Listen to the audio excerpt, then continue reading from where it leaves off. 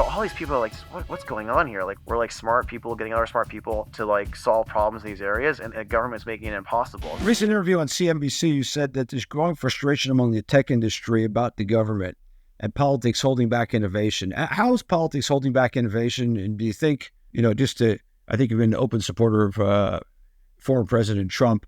You think he can change that actually? We're in an interesting time, obviously, and I don't think either presidential candidate's perfect. I am supporting the right and supporting Donald Trump versus Biden, now versus Kamala. I think she's actually worse. Part of the reason we started supporting him is because we're so afraid of her, seeing what she did to California and what that brand of politics, did to California. But in general, a lot of people in tech were pretty apolitical for a long time. I think when you're building on the internet and you're building in these like cyber worlds, you kind of could just like abstract away government, and government, it's there, but it's not really in your business. It doesn't really understand what you're doing. It's not bothering you. It's mostly cheering you on, and even in some cases giving you subsidies. So it's like basically the tech world is like, yeah, government's fine. It's great. They're all moderate Democrats. Let's just be nice to everyone and treat people fairly. Because I get that's fair. I mean, I think it's very reasonable for them to have been that way. And then what's happening is that suddenly the parts of tech that are possible, that are helping grow productivity, that are fixing things, are interacting with the real world a lot more now. We're doing things in finance, we're doing things in defense, we're doing things to fix healthcare.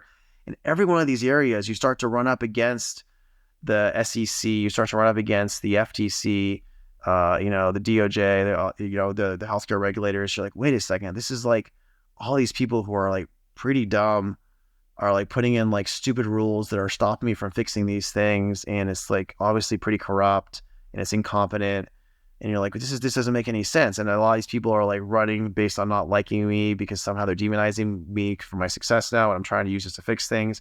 So all these people are like, what's going on here? Like we're like smart people getting other smart people to like solve problems in these areas, and the government's making it impossible. The regulators making it impossible, and they're doing it in unfair and weaponized ways. Like, okay, this is obviously wrong. And it started like when they really came after Elon in ways that were obviously weaponized. And it's not like this was like all of a sudden new. Like the last 5 or 6 years, one of my friends, I'm not going to say who, he helped start PayPal. You can guess one of the many names. Has like a big fintech company, and his fintech company is growing fast. And they give loans, and they have to deal with Elizabeth Warren's CFPB. And he's like terrified to say anything bad about them because he says they basically like just, like the mafia, they're going to come and they're going to attack me. And obviously their rules are stupid. Obviously the rules make no sense. Like any loan you give has to have disparate impact based on the fact that like Hispanics and Asians and white and black people are not the same. So you're going to have disparate impact, but it's illegal to have disparate impact. But it's impossible not to, but mathematically. So these people are just like retarded. And so you start having things like this where you're dealing with like just retarded government to break things. And it's like, what do you do? And like a lot of them, their answer is just shut up and don't say anything because they're going to come after you. But when you hear this enough times and you have like dozens of examples of these broken things, you finally start getting people say, wait a second, this is a problem. We can't have these people holding back our country.